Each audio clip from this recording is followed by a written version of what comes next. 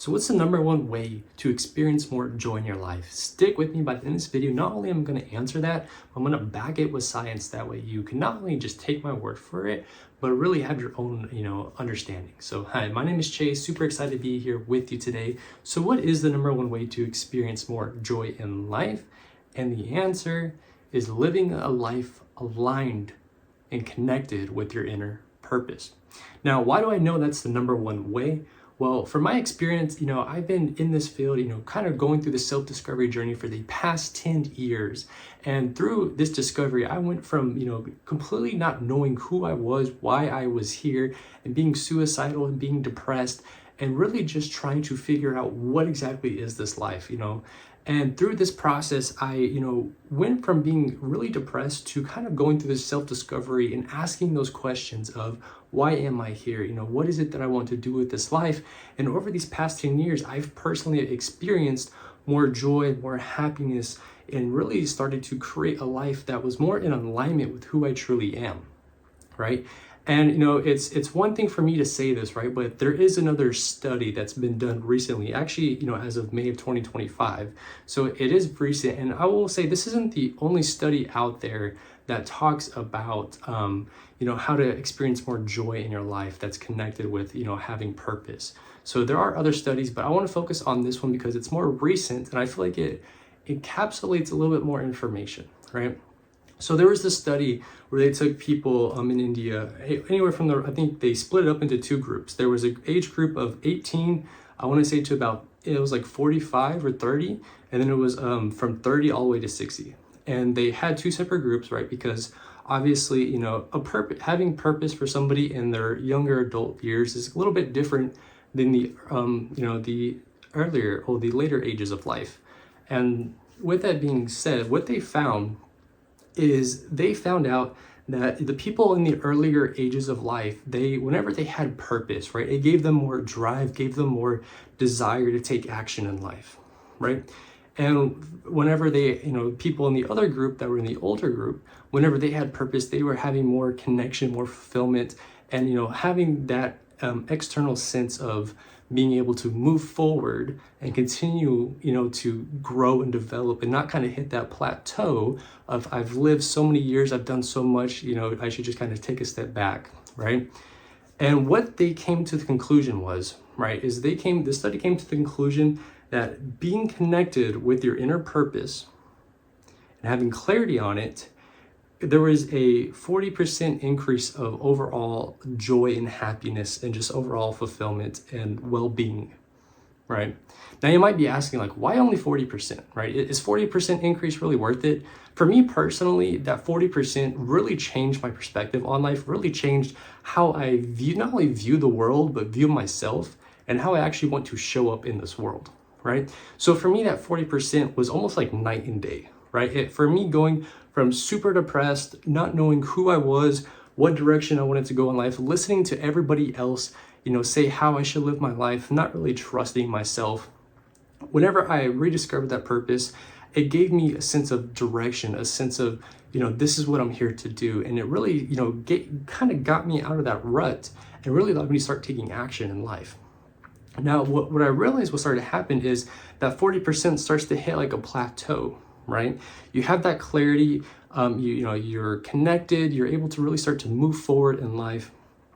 But what I started to realize is that in order for me to get from that 40% all the way to that 60, that 70, that 80%, right? I'm not going to say that I'm, in a bliss state all the time, right? I, just like any other human being, I fluctuate, right? I'm on this path of, walking in alignment with my purpose, and I fall off that path sometimes, right? So I'm not sitting here because I'm at the top of the mountain or have it all figured out, but more so as somebody that is still walking this journey of, living my purpose, living, my calling. And I wanted to share with you what helped me get from that 40 to 60%, right? And, the reason why knowing your purpose will only get you from 40 will get you to that 40% of more joy, more fulfillment, more, overall just well-being in your life, is because purpose and clarity does not equal action. Meaning, just because you know your purpose does not mean that you're going to take action on it. And for me, this was the biggest, aha moment and realization that I had, because I had all this clarity, had all this understanding, but all of these, this old identity, this old self started to come through, and it would start to pull me back into those old patterns that I was stuck in, of the person that didn't know their purpose, didn't know why they were here.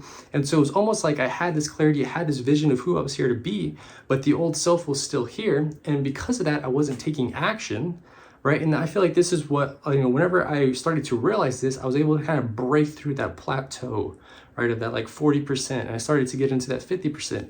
And I still, fluctuate here and there. But the reason why you can only get to 40% by knowing your purpose is because there's this thing where a lot of people almost kind of, they get paralysis by knowing what they're here to do, and they get drawn back into these old patterns, these old beliefs, these old stories of who they are and what they were supposed to do, or what they, should do. And, those old stories, all that extra weight that we've kind of brought on and kind of been carrying, since we've been born into this life, really starts to pile on.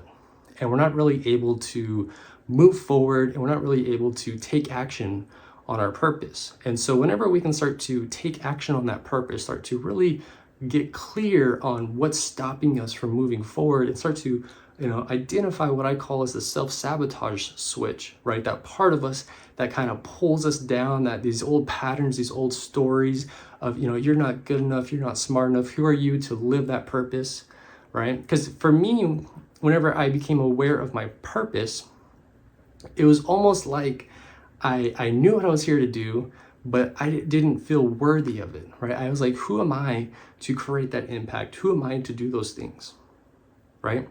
And this is something I'm still working on. Like, you being here and watching this video is a byproduct of me doing that work over these past 10 years, and really starting to uncover of, okay, wow, this is why I'm worthy, right? This is, just because I was born, right? If we kind of look at it, take a step back for a moment, if we look at a baby, right? If we would just look at a baby, a brand new, but a baby, a young baby, and we just looked at it, right? Will we say that it's not worthy? Right? Will we say that it needs to prove itself? Or no, like it just is, right? It's worthy just because it exists, right? And you too were once a baby, right? You were once that child that was worthy just because you exist. But somewhere along the journey of life, right, we something happened, and we created some type of story that we weren't worthy, and then we kind of took that on, that identity on, that I'm not worthy enough. And then what happens is we carry that into every experience that we go on and that we live in this present moment, right? And so that anytime we have awareness of our purpose, but we don't take action, right, that story comes back up. It's like, oh, you're not worthy, right? Or you're not smart enough, you're not good enough, or who are you to, to do that, right? And so part of, having more joy and happiness in your life is not only reconnecting to yourself so that you can have that clarity of purpose, but then the other half is really being able to look at yourself and see, where am I holding myself back from taking action on this purpose, right? And the awareness only comes from you taking action and moving forward, right? Being in that discomfort, right? Whenever we're able to move forward, whenever we're able to start to move in the direction of our calling, right? These old beliefs, these old stories start to surface. Why? Because we're taking a new action in our life. And because we're taking a new action in our life, it's getting us a new result, right? And that result may be in conflict with the old story that we have, right? If we have the story that I'm not good enough, right?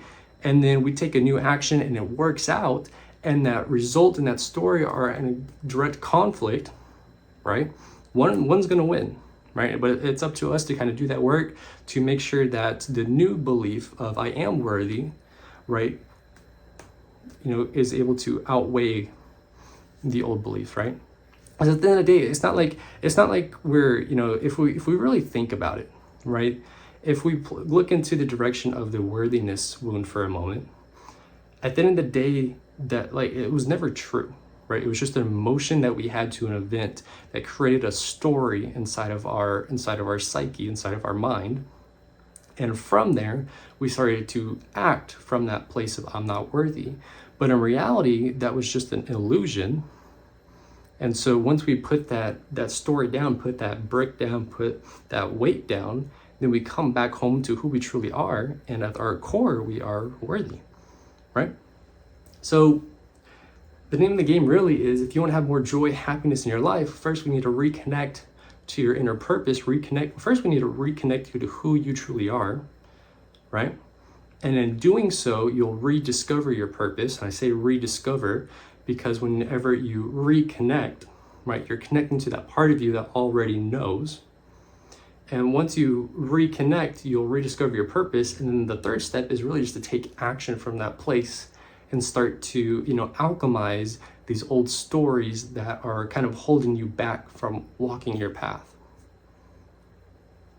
So if you want to have more joy and happiness in your life, you need to reconnect to the core of who you are, and you'll have all the answers that you need once you do that. So I hope this video helped, my friend. I'll see you in the next one.